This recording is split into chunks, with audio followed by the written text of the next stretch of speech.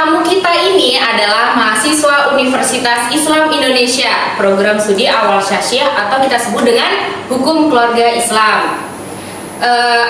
Tamu kita ini lahir di Ponorogo 29 September 2002. Oke, langsung saja untuk mempersingkat waktu kita langsung panggil aja narasumber keren kita, Yaitu Faisal Ahmad Ferdiansyah. Yeay. Halo Kak. Halo.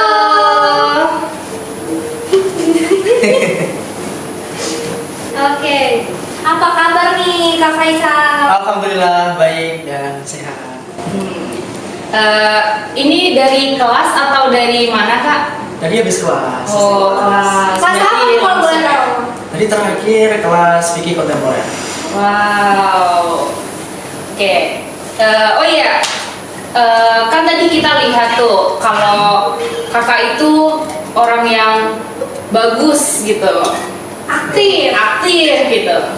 Nah, dan dilihat-lihat juga itu kakak lulusan dari Wali Songo, dan Wali Songo itu termasuk pondok pesantren ya, Kak? Betul sekali. Nah, itu kemauan sendiri atau kemauan orang tua?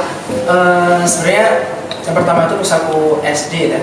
Itu aku ditawarin dua, antara di Pondok Kabar sama Pondok Gontor. Wow, Nah, tapi ketika itu ada nih muncul stigma lah, bahwasanya Gontor tuh keras, disiplin lah. Akhirnya orang tua aku mengajarkan udah ke Ngabar aja kalau gitu, Wali Songo Ngabar. Akhirnya aku masuk ke Ngabar dengan sukarela juga, Iya. karena kebetulan juga orang tua aku, ayah, ibu belum di Ngabar, Insya Allah. adik juga sekarang Ngabar juga. Nah jadi satu keluarga tuh alumni Ngabar semuanya. Oh. Kalau boleh tahu Ngabar itu apa sih kepanjangannya? Ngabar itu bukan singkatan, tapi Ngabar itu nama desa. Oh, nama desa di Ponorogo ya? Ponorogo juga. Jadi nama lengkapnya itu Pondok Pesantren Wali Songo Ngabar. Gitu. Oke. Di pondok itu tuh kesehariannya pakai bahasa Arab atau pakai bahasa Indonesia ini? Kami bilingual, pakai bahasa Arab dan bahasa Inggris. Tapi juga misal nih masih santri baru itu diberikan keringanan untuk menggunakan bahasa Indonesia, bukan bahasa daerah. Gitu. Berarti yang nggak seketat Gontor lah ya, yang harus. Ya bisa bilang kayak gitu. Berarti awal mula tahu bahasa Arab dan bahasa Inggris lainnya yang lancar lah, maksudnya itu dari pondok situ ya? Sebenarnya lebih ke dari MI sebenarnya. Udah Wah, belajar. MI, berarti udah ada ilmu-ilmunya gitu ya? Betul, dasarnya sudah ada. Nah, waktu belajar bahasa Arab itu apa yang terpikir di benak kakak? Kendalanya selama belajar itu apa? Wah, tentu ada sih. Nah ini yang aku ceritain sih sebenarnya. Iya. Kayak pas MI itu, aku pernah pengalaman itu pas bukan mata kuliah ya lagi ya, Iya. materi lah pelajaran Iya. bahasa Arab itu disuruh nulis hada hadihi. Oh. Dan ketika itu aku nggak bisa nulis itu Kak. Jadi kayak ini gimana sih nulisnya nih? Akhirnya aku nangis ketika itu. Karena aku nangis itu dikacangin sama guruku. Ya. Akhirnya aku sobek-sobek bukuku tuh, sobek-sobek. Akhirnya aku pulang gitu. Dan aku ketika itu aku bertekad nggak mau belajar bahasa Arab. Oh, jadi awalnya benci gitu Betul ya? sekali, benci banget ketika itu. Nah gitu. Oh, seperti itu ya, Kak. Lalu dengan adanya kendala itu, kakak ada solusi sendiri nggak untuk menghadapinya sampai? Cara mengatasinya? Ya, tips-tips dong. Tipsnya ya, tentu ada ya. Ketika itu pas aku MI selesai, aku pindah ke pondok kan, mau nggak mau harus belajar bahasa Arab juga kan. Iya. Nah akhirnya ketika itu aku menemukan salah seorang ustadz yang aku bisa bilang dia ramah, dia terbuka, ngajarnya enak. Dan ketika itu aku mulai bisa nyaman dan bahkan jatuh cinta dengan bahasa Arab. Oh, Ya. bukan gurunya ya berarti? Oh bukan, Oh, bukan. dia cowok kan. Cowok. Oh iya, ustadz. Nah, habis itu Pernah capek nggak sih? Pernah capek selama belajar dan kayak karena kendala itu tuh jadi kayak malas atau nggak mau belajar bahasa Arab? pernah menyerah, terus tiba-tiba langsung ngedown atau menyerah gitu kan? Pernah pas itu, ini pas di pondok ya tentang ya. Setelah belajar bahasa Arab itu aku menemukan kayak sulit banget karena aku dari MI pun itu nggak terlalu paham yang namanya bahasa Arab. Nangis? Aku sampai nangis gitu. Karena pas di Setiap telepon nangis. ya betul banget gitu. Akhirnya aku nangis nih, pelajaran aku nggak paham-paham, sedangkan pelajarannya pakai bahasa Arab. Akhirnya ketika itu aku, gimana nih ya kalau terusan kayak gini, aku bakalan nggak paham nih selama di pondok pelajarannya. Akhirnya akhirnya ketika aku ketemu sama Ustadz tadi, beliau dengan sukarela mengajarkan dengan sabar, perlahan-lahan, akhirnya oh jadi gini tuh bahasa Arab tuh, nggak seburuk yang aku kira ternyata, dan nggak sesulit yang aku bayangkan. Di perlahan aku belajar step by step, akhirnya oh jadi gini, aku juga makin suka nih bahasa Arab, karena satu bahasa Arab juga bahasa Al-Quran, dan juga bahasa Arab ini punya keistimewaan tersendiri. Jadi aku mau jatuh cinta sama bahasa Arab di situ. Jadi kesimpulannya kita tuh jangan terlalu benci sama hal yang nggak kita suka atau yang sulit kita pahami, karena lama-lama kita akan suka gitu ya kan. Karena dulu awalnya juga aku kayak gitu, awalnya tuh gurunya tuh nggak enak gitu, terus ganti guru ternyata enak. Nah dari situ kita mulai suka.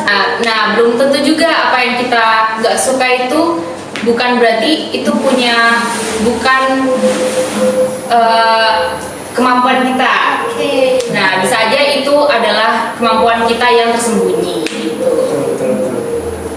Nah, kalau dilihat kan kakak berarti tahun kedua ya di sini, di awal Syasiah ini. Nah, kan udah menjelang 2 tahun lebih.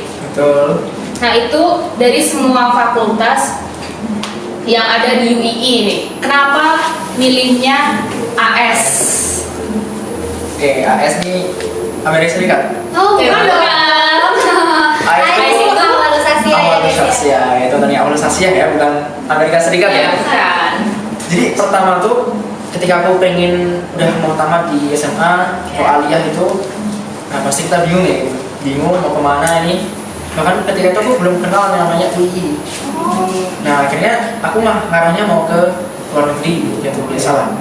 Nah, akhirnya pas aku nyoba ke luar negeri belum keterima, akhirnya aku nyari opsi lain lah itu. Coba cari di Google info beasiswa, ketemulah di UI. Nah itu aku jadi kenal UI. Pas itu aku bingung milih apa nih ya, milih umum. Kayaknya dari ustadz-ustadzku menyarankan coba pilih agama aja, meneruskan gitu kan, karena mungkin jadi nanti kamu jadi kayak di sini gitu. Amin. Nah, ketika itu aku beda lah, kayak emang agama nih. Agama ada 3 pilihan kak ya di kita. Ada AS, Syasiah, ada PAI dan juga ekonomi Islam. Ketika itu aku fix nggak mau ekonomi Islam, apa antara 2 PAI atau AS. Ketika aku cek di websitenya, itu mulai tuh ada prospek kerja PAI dan AS. Aku coba banding itu, memang bisa jadi apa sih ketika kita lulus tuh? Di PAI cenderung guru ya kayak. Nah, ketika aku melihat di AS itu banyak banget ini, hakim, advokat, pengacara dan lain sebagainya lah, dosen apalagi bisa. Jadi itu aku kayaknya lebih prospek yang AS deh kayaknya. Dan aku juga suka nih kan kalau AS di Timur Tengah itu syariah kan. Nah jadi cocok banget nih gitu. Aku pilih AS dan ketika masuk sini, masya Allah ternyata ya nyaman dengan di AS dan juga ya enjoy aja sih. Oke, karena udah masuk AS nih ya posisinya. First impression Faisal tentang AS itu apa sih? First impressionnya ketika itu aku ngerasa kayak AS ini prodi yang istimewa. Kenapa? Karena bukan ada orang istimewa di sana ya, kan? Bukan. Bisa aja kan? Bisa aja, tapi gak usah skill lah sini ya. Oke. Nah, tapi aku mandang kayak AS ini dia benar-benar komprehensif. Secara mata kuliah yang kita pelajari itu, satu sisi kita dapat dari sisi hukum positif di Indonesia, dan juga kita juga fokus juga di bidang syariah atau ilmu keislaman. Jadi kayak ini gak sih kak, balance antara dunia dan akhirat lah ya. Nah, jadi kayak wah ini keren banget ini AS nih, kayak kita bisa jadi hakim di pengadilan juga bisa, kita jadi ustadz juga bisa, jadi KUA juga bisa. Sedangkan fakultas lain atau fakultas hukum itu kan nggak bisa jadi KUA. Kalau kita bisa ke dua-duanya lah. Jadi kayak wah ini istimewa banget AS ini gitu. Buat bekal juga ya berarti ya? Iya betul banget. Nah, situ selama kakak di AS nih, menurut kakak materi-materi atau pembelajarannya sulit nggak tuh? Wah sulit kali ya. Sebenarnya Paling santai. ya satu ya, aku rasa kayak pas di awal itu ya nggak susah-susah banget, tapi juga gak gampang banget lah. Ada beberapa matkul yang mungkin aku juga lama di situ, aku merasa kayak perlu event yang ekstra banget derajatnya, tapi ada juga yang matkul yang mungkin itu ada keterkaitan lah dengan yang dulu aku pelajari di pondok. Nah jadi kayak udah ini kayak ngulang dan agak pendalamannya sedikit lah gitu. Jadi itu mungkin aku agak ya nggak terlalu effort gitu. Tapi overall ya aku rasa kayak ya standar lah Kak. Nah cuma di semester ini yang kelima ini ya sekarang ini kayak aku merasa bener-bener baru kali ini aku merasa itu masa-masa terberatnya kayak di AS ini. Agak effort dikit. Agak effort dikit. Sedangkan aku juga kadang pengen ikut event-event yang lain di luar lomba lah atau organisasi lah, dan semester 5 ini kayak aku merasa kayak kayaknya harus mengurangi intensitas ikut lombanya deh kayaknya. Udah mulai kewalahan Banget kayak Makin bebannya makin banyak. dari tugas lah atau dari aku juga di kuliah pondok lah ya, di pondok Iya. yang itu juga ada Udah padat. padat juga tugasnya juga kadang kuliah pondok ini juga kadang ada tugas semua, jadi kayak waduh udah aku kayaknya juga harus melihat diriku sendiri mampu apa enggak, sehingga aku ya menimbang-nimbang lagi ya udah aku kayak mulai mengurangi dan biar aku juga nggak kewalahan gitu kan. Nah, dari yang disebut-sebut tadi lomba dan segala kegiatan macam lainnya, itu kayaknya banyak banget ya penghargaan yang telah dicapai Banyak sampai saat banget. ini, sampai detik ini. Mau dibacain kan nih? Aduh. Bacain ya guys. Oke. Nah, penghargaannya Kak Faisal itu ada mahasiswa berprestasi 2 UII 2024. Lalu juara 3 pidato bahasa Arab Kalijaga Arabic Fresh Queen Sunan Kalijaga. Juara 1 debat bahasa Arab Internasional Mahrojan 40 Unida Gontor 2023. Delegasi Indonesia di 7 International Universities Debating Championship Doha, Qatar. Best Presenter International Conference on Quranic Studies and Tafsir STIQ Z 2023. Juara 1 debat bahasa Arab tingkat Asia Tenggara Sukarabik 7 UIN Sunan Kalijaga Yogyakarta. Presenter in the 4th International Conference on Law and Islamic Law IKLIL 2023. Oke, belum sampai di situ aja nih, masih banyak banget ya. Banyak banget. Oke, aku terusin nih. Juara 2 debat bahasa Arab Gema Karya Internasional 2024. Terus publikasi jurnal Sinta 1 Tridexco Q1 di jurnal Al Ijtihad UIN Salatiga. Kemudian ada juara 2 lomba video dakwah Islamic Competition di UNESA, dan masih banyak banget nih guys. Ada banyak guys, sampai capek kita bacainnya. Dari penghargaan yang kita bacain ini, tentunya pasti ada motivasi atau mungkin kendala dalam meraih penghargaan ini. Sebanyak ini. Ya cerita nih langsung nih. Iya dong. Nah, mulai. Aku mau cerita dari awal mulai ya. Oke, Ya, boleh. banget. Jadi sebenarnya aku dari pondok dulu tuh kayak belum ada basic buat ikut lomba terus menerus, itu belum ada sebenarnya. Cuma beberapa kali itu pun juga lomba internal pondok, bukan yang setiap saat jadi delegasi pondok buat lomba di luar tuh nggak sering banget lah. Nah ketika aku di maba di AS ini, itu aku coba-coba lah di rumah teman-teman di pondok UI buat ikut. Pertama kali itu Kalijaga ada Fest. Aku ikut lomba Hitobah, dan ketika itu ya cuma ya udah latihan bareng sendiri, nekat lah Itu coba. yang pidato bertiga bukan? Bukan, Oh, itu yang bukan. itu debat Kak. Oh, itu debat. Pidato sendiri-sendiri. Nah itu aku coba lah sama temanku, ya iseng-iseng lah coba nekat. Nah, pas pengumuman ternyata dapet juara tuh Kak, juara 3. Iseng-iseng. Iseng-iseng ada itu. Jadi kayak waduh, enak juga ya dapat pengalaman, dapat juga penghargaan, dan juga bisa buat CV kita kan. Karena ketika itu ada seorang dosen, beliau Ustadz Saiful Aziz. Itu yang beliau ketika dengar kita juara, langsung beliau manggil kami masuk ke ruangan beliau dan ditawarin lah ketika itu, dibimbing sama beliau. Ini mau gak mas, saya ajarin nanti coba juga, sama mungkin nanti kita arah ke debat juga gitu. Kan dari beliau lah saya mengenal El Markazi ya, UKM yang fokusnya di bidang perlombaan gitu, delegasian. Karena situ aku mulailah belajar gimana cara hitobah yang bagus, cara juga strategi debat. Di situ aku belajar, ketemu teman-teman juga Markasi yang masya Allah juga. Akhirnya kita belajar bareng dan aku mulai debut perdana di debat itu di Sukarnadi, itu di UIN juga. Itu aku belum juara ketika pertama kali, bahkan tidak lolos penyisihan. Tapi kita nggak berhenti sampai di sana, kita coba lagi. Pantang menyerah ya. Iya, pantang menyerah itu kuncinya itu. Coba lagi di Unida Gontor, alhamdulillah juara 1 tingkat nasional. Sampai akhirnya kita ikut seleksi nasional buat pendelegasian ke Qatar. Jadi kalau debat itu pusatnya Kak, itu di Qatar. Ada yayasan namanya Qatar Debate atau dari Qatar Foundation. Itu pusat debat ya. Kita mengajunya strategi debat itu ke sana ke Qatar. Dengan itu seleksi itu perjuangan yang masya Allah sekali dari awal beberapa hari itu. Sampai saya juga izin kuliah ketika itu. Akhirnya kita di urutan yang ketiga, termasuk yang lolos buat dapat tiket ke Qatar. Alhamdulillah di sana kita ketemu, kita laksanakan itu dan saya rasa pengalaman yang luar biasa banget lah ketika kita udah bisa sampai di sana gitu. Nah, jadi itu mungkin Kak. Situ motivasi kakak sampai ke titik ini, sampai ikut lomba-lomba luar negeri ya, itu bagaimana motivasinya gitu? Yang pertama tentu dalam proses kita ya, itu kadang kita tuh lupa menikmati proses. Kayak coba kita mengharapkan nanti hasil yang juara lah, harus juara. Tapi kita mengabaikan dalam menikmati proses. Itu yang sering banget orang abai dalam hal itu.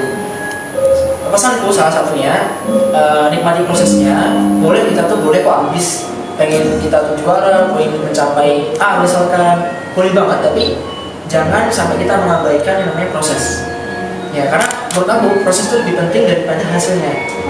Ya, Dan kan? proses gak akan mengkhianati hasilnya. Iya betul banget. Nah jadi emang kadang orang lihatnya kita, keren banget ya bisa juara gitu, tanpa melihat proses kita. Iya. Ya kan kadang kita udah jatuh bangun lah, susah payah, berkali-kali gagal.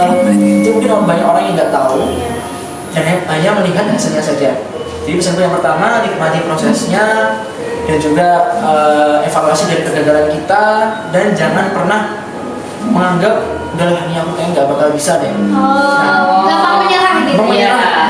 Sama satu nih, yang jangan banget, rasa takut untuk mencoba hal baru. Itu yang jangan banget. Karena kenapa? Walaupun kita tuh gagal nanti ketika mencoba hal baru, kita masih punya kesempatan kok buat mencoba lagi. Karena menurut aku ya, selama kita menjadi mahasiswa ini, kita habiskan masa gagal kita di sini. Bahkan jadi jangan sampai ketika kita udah terjun ke masyarakat, kita salah atau gagal dalam menyampaikan itu, malah justru jangan. Iya. Jadi gagalnya sekarang aja. Iya, sekarang aja, habiskan masa sekarang. Dan satu lagi, jangan malu-malu mulai. Oke, situ. Bagaimana nih? Kakak kan sibuk nih lomba-lomba, dan kan pasti prioritas pertama itu pasti kuliah ya. Ya. Nah, bagaimana cara menyeimbanginya antara kuliah dan perlombaan? Apakah perkuliahannya keteteran atau tidak? Atau bahkan sempat ikut panitia atau Ya. organisasi gitu. Organisasi. Gimana sih cara bagi waktu dan Kan pasti sobat-sobat kita nih banyak nih yang kayak gitu, banyak yang nanyain kan gimana cara menyeimbanginya. Oke, yang pertama tentu aku sebelum mengambil keputusan ya mau ikut lomba atau organisasi apa, atau aku bisa menentukan goals dulu. Tujuanku tuh apa sih pengen ikut lomba ini atau pengen ikut organisasi A misalkan, itu apa? Ketika aku udah jelas tujuanku, aku mulai rancang prosesnya itu. Dimana nanti ketika aku pengen mencapai A gitu, aku harus sampai aja itu aku tulis di awal. Aku punya buku khusus buat di situ, dan aku sempatin biasanya seminggu itu aku ada waktu khusus buat merancang jadwalku selama mungkin rutin 1 minggu atau 1 bulan itu aku rancang di situ. Aku list lah antara jadwal kuliah pondok sama lomba itu biar gak tabrakan. Aku bikin schedule sendiri lah, 1 pekan itu. Dan aku juga di situ mentargetkan misalnya bulannya dari event apa aja nih, aku tulis di situ event aku ikutin, aku daftar, aku catat deadline-nya, dan aku udah susun progresnya nanti harus ngapain, seminggu pertama harus ngapain, kedua harus ngapain, dan seterusnya. Jadi ketika itu aku udah susun rapi, aku udah nggak tertera tuh. Jadi kayak misalkan pestanya aku harus ngapain, nanti besok harus yang mana dulu yang aku prioritaskan, itu udah khusus jelas selama 1 pekan lah bisa gitu. Berarti schedule ini posnya penting gitu ya. Penting ya, penting. Termasuk prioritas lah untuk AS mah apa yang enggak gitu kan. Iya, boleh. Oke, sebelum terakhir nih, sebelum Iya. penutupan, ada nggak nih yang mau disampaikan dari Kak Faisal sendiri ya? Untuk para sobat-sobat HMAS nih atau enggak sobat-sobat AS. Boleh. Apa? Oke, langsung aja Kak ya. Oke. Jadi yang pertama tadi ya, pesan ibu tadi, yang pertama jangan pernah merasa diri kita kecil, kita tuh nggak mampu, rendah dari orang lain. Pasti semua dari kita tuh punya potensi yang Allah anugerahkan bagi kita. Jadi maksimalkan potensi itu, gali terus potensi kita, dan kalau udah ketemu terus kembangkan. Jangan pernah merasa puas dengan apa yang udah kita capai sekarang. Terus punya mindset yang bertumbuh, growth mindset. Jangan punya mindset yang fix mindset ya, karena kita harus selalu bertumbuh sepanjang waktu. Dan juga kebetulan nih Kak, aku boleh nyampein sesuatu ya Kak? Boleh banget. Jadi teman-teman, samping aku juga kuliah, aku juga lomba, aku punya salah satu usaha bisnis. Kalian bisa cek di IG ku @faisalahmadfs. Cek ya. Di bawah ini guys, di bawah ini. Ini ya. Itu ada aku punya bisnis freelance Kak. Oke. Itu jasa desain ya, namanya @faiz project, dan bisa dilihat portofolio aku di situ. Jadi itu sampingan aku buat isi waktu luang. Aku juga punya bisnis itu, masih dalam tahap pengembangan sih Kak. Tapi boleh banget misalkan kalian butuh desain yang cepat atau juga yang tentu berkualitas, boleh banget langsung diam aja di @faiz project teman-teman ya. Jangan lupa. Oke, pastinya kalian akan penasaran nggak sih sama narasumber